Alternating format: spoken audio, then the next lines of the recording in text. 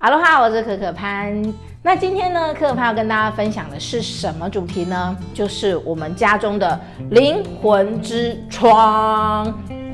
什么是灵魂之窗啊？其实就是我们家里那个窗帘。如何透过窗帘呢，来让自己家中的空间感变大，而且还要制造一种民宿 feel， 让你天天在家呢都有度假的感觉。以前啊，我也住过那种挂着这个老旧的提花布窗帘的那种套房，然后呢，每天就是被亮醒、被丑醒，还有被尘螨攻击，有点惨。后来呢，我只是做了一个小动作，换了窗帘的一个样式之后，我的房间就从农村风变成了民宿风。其实不仅仅是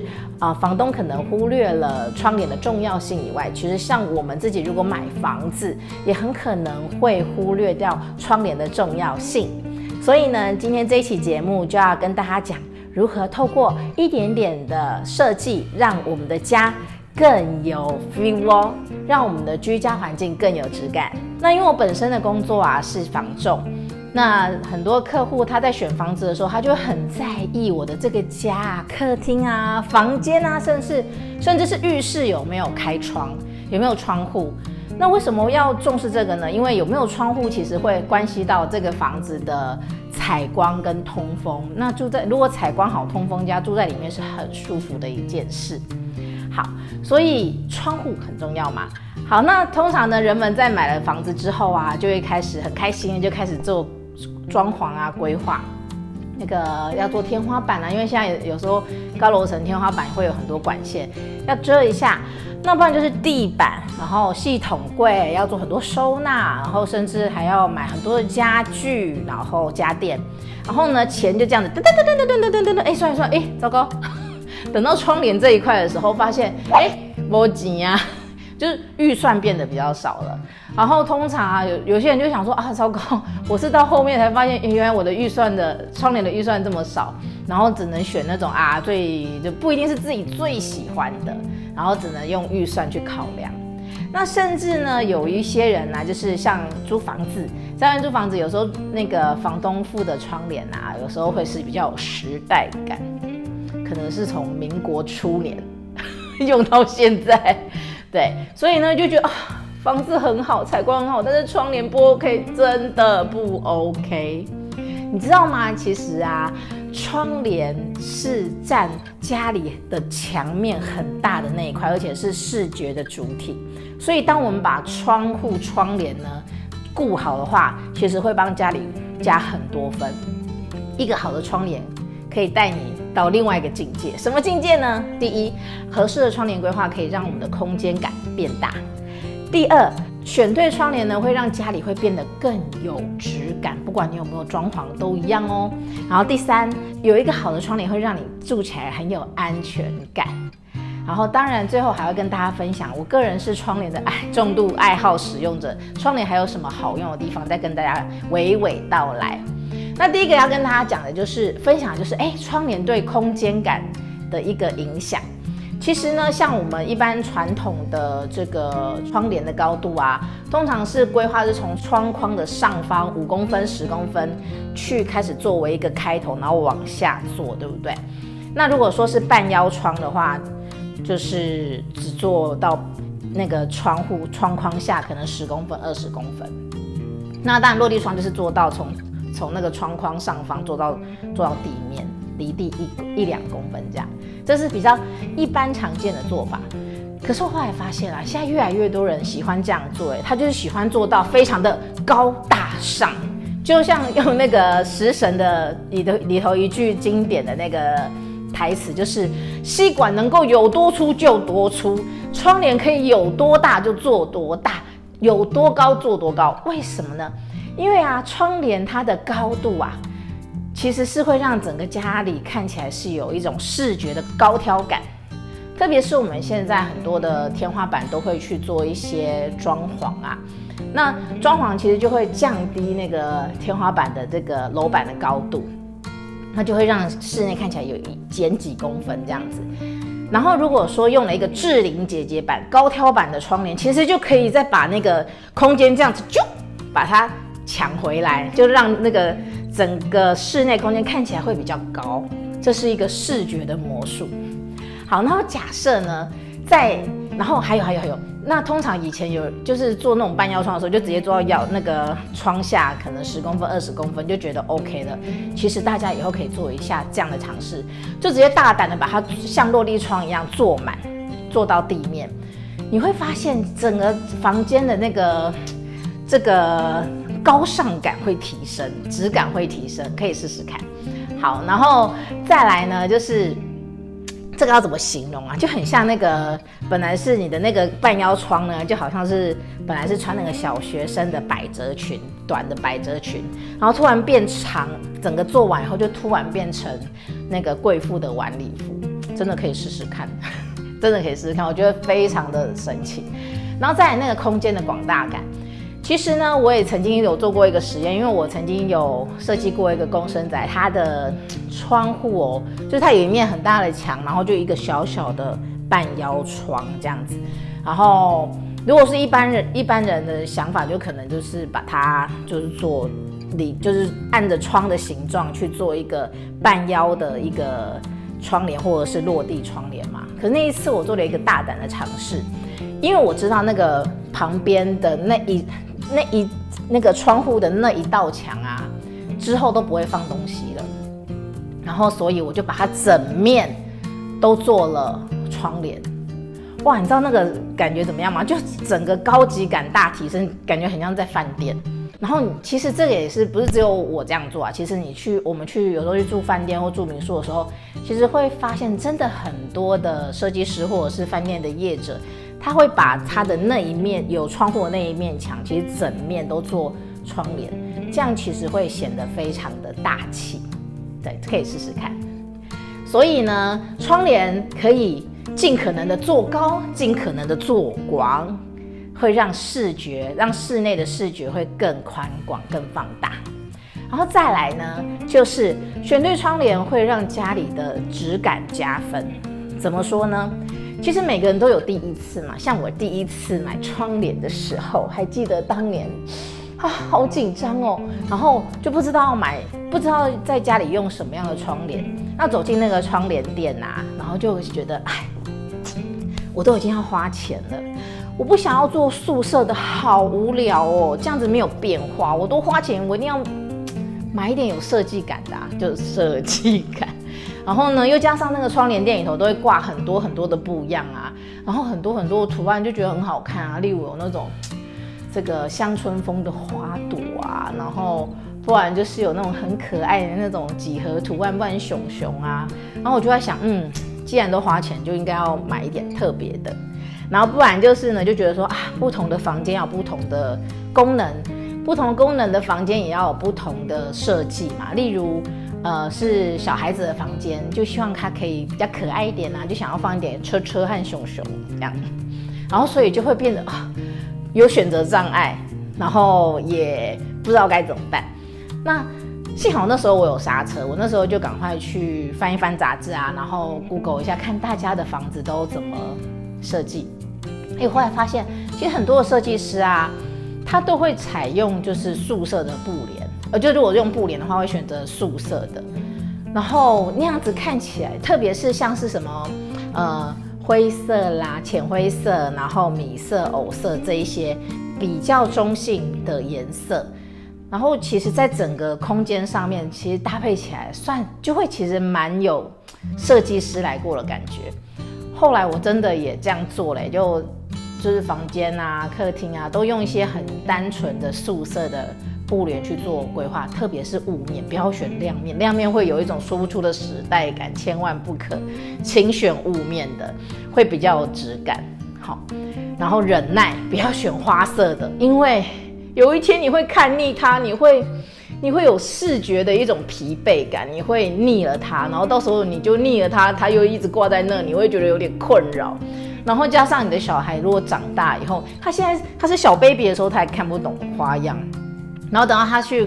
开始可以独立睡一个房间的时候呢，搞不好已经是国小啦，或者是更大一点，然后他那时候搞不好不喜欢小猪猪、小熊熊或小车车，他会觉得很幼稚，到时候吵着要你换，很麻烦的。所以呢，其实我就觉得，选素色倒是一个蛮不错的一个选择，大家也可以试试看。然后真的就模仿一下设计师他们的那个审美跟眼光嘛，他们用素色，我们就用素色来配配看。然后只要跟你家里的家具的颜色是很接近的，不要太跳痛，基本上呢就是很安全的。其实说实在，那素色的那个窗帘要做到很不安全，真的很难。就是拜托不要做那个什么要素色是吗？那我好喜欢紫色，然后就来个大紫。我就要素色是吗？我喜欢粉红色，就来一个非常亮的粉红色。Please don't, thank you。因为就是可能会让你觉得因为它面积太大，你可能会觉得它好有存在感哦。对，然后第三个是什么呢？其实啊，窗帘还可以就是会让我们有安全感，你知道吗？像我曾经在装潢房子的时候啊，就是在装潢的期间，其实就是里面都还没有整理，那当然也不会有窗帘嘛，然后所以那个窗户就光秃秃的。那我在里面做事的时候，我都觉得好害羞，我就觉得被看光光，就很没安全感。所以我就发现哇，窗帘真的爆炸重要哎。然后呢，你知道吗？尤其是现在的房子啊，就是大家房子都盖得很密，然后栋距都很近，所以常常我们打开窗灯呢，以前看到的是青山和绿水，现在打开的是邻居的后阳台，或者是跟邻居的客厅面对面，他在对面翘脚看电视，你都看得一清二楚。同样的，他也是这样看你哟。可是你知道吗？不要误会，我们的邻居对我们没有那么有兴趣，不一定会一直偷看我们，但就不小心会看到。所以窗帘啊就很重要，就是可以保护我们的里面的隐私和安全感。拉上就与世隔绝了，但是也与阳光隔绝了。那怎么办呢？这个贪心如我，应该是说我喜欢两全其美。我想要有安全感，有隐秘性，同时呢，我也想要有阳光可以进来的感觉。然后其实很多人就想说，那就用纱帘啊。可是我在台湾看过很多的纱帘，其实都还蛮透、蛮薄的，就是比较装饰用。后来有机会我就去淘宝找嘛，我会发现淘宝有一个关键词叫做透光不透人，就是光可以进来，可是它就像布帘一样，是完全看不到人影的。那我就淘了好几块回来试试看，哇，我跟你讲，效果倍儿棒，就真的就是一个非常不透人的白纱。然后因为就看你的需求，假设你的窗外的景色其实也没什么好留恋的，然后也不想要一直看到邻居，或者是不想看到外面的琳琅满目的招牌，其实就是把它拉起来，就是有一种很有度假风的白纱在那里，然后阳光会进得来，而且几乎就是白天都不用去管说没有那个光进不来，你即使是拉着光还是进得来，这个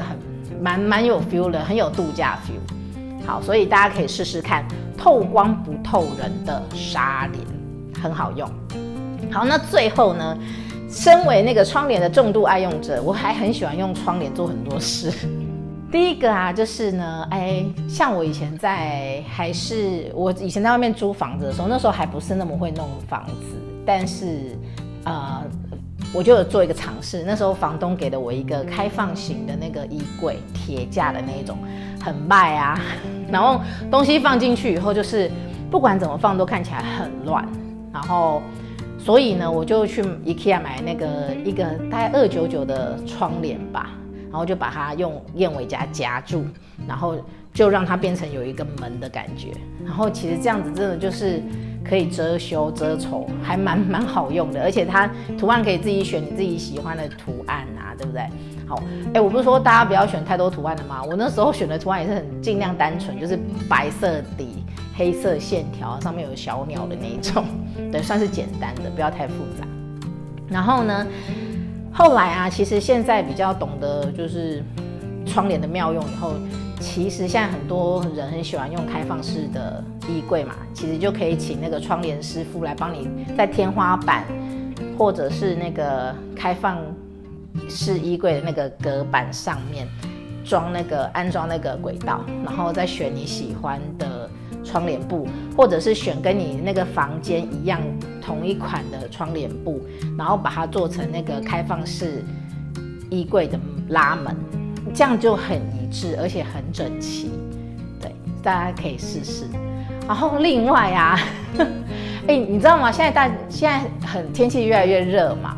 然后天气热也就算咯，我们现在很多人小朋友不是停课在家里远距学习嘛，然后很多家长也可能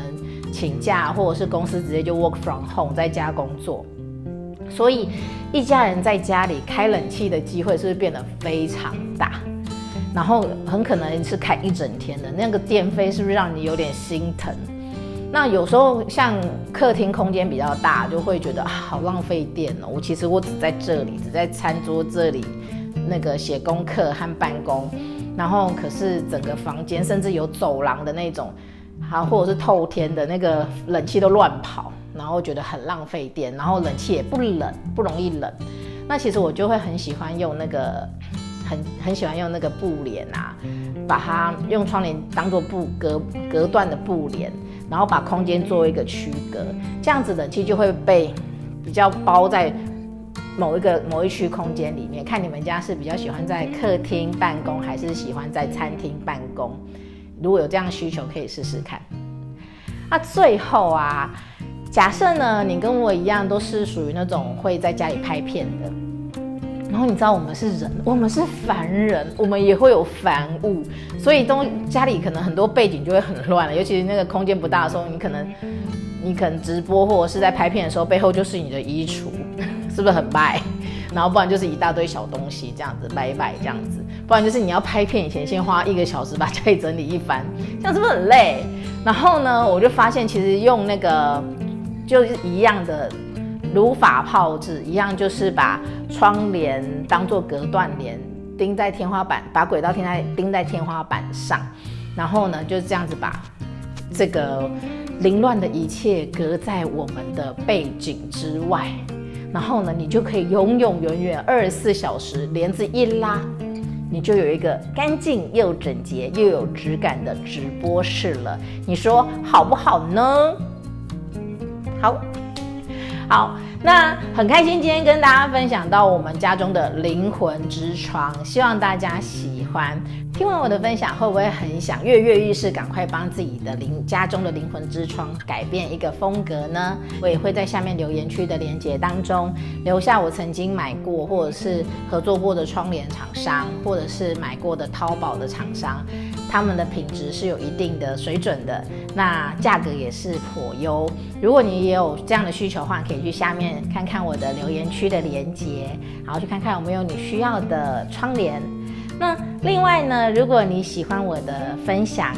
就是有关于我们不想花大钱装潢，然后或者是在外面租屋的租屋一族，想要有一个有质感的居家生活、居家摆设、居家装饰，那也欢迎来订阅还有按赞，然后让我们不会在茫茫的网海中失散了。好啦，那今天的分享就到这里，我们几天后再见咯，拜拜。